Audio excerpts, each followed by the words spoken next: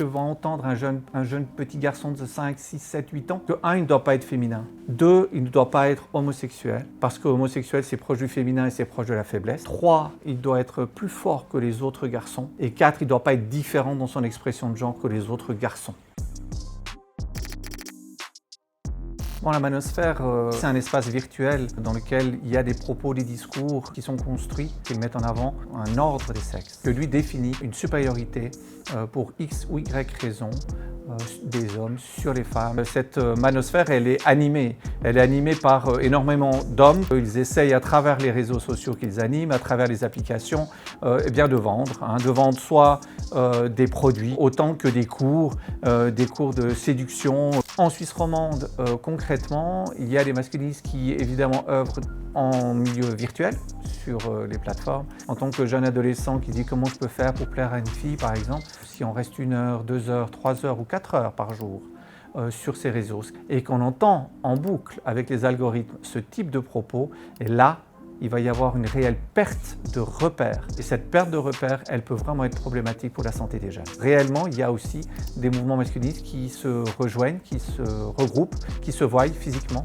Il y a un mouvement qui est connu, qui est identifié des États-Unis, et qui est sur Genève et qui développe des camps que pour des hommes et des camps qui étaient vraiment à la limite du survivalisme. Je suis responsable de MENCARE.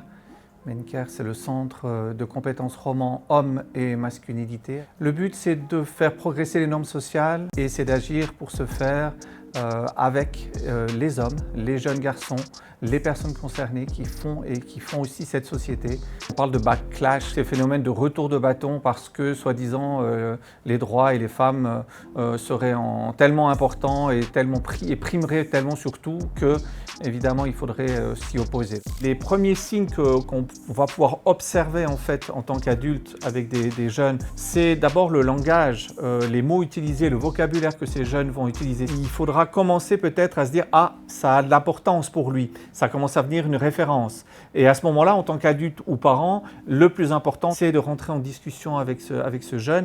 Et on a une approche qui va en fait avoir 3 axes. Le premier axe, c'est accueillir. C'est accueillir le propos d'un copain qui n'est pas OK, mais on l'accueille. On ne va pas lui rentrer dans le cadre, on va juste l'accueillir.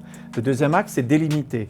On va lui dire à ce moment-là, OK, dans ce que tu as dit là, moi j'entends, mais par contre, il y a ça, ça et ça que je trouve que ce n'est pas OK. Et la troisième, c'est ouvrir et définir une masculinité qui soit moins rigide, moins dure que celle qui est évidemment prônée par les mouvements masculinistes. Déjà ça peut faire son effet parce qu'on s'observe quand même beaucoup plus entre hommes que ce qu'on croit.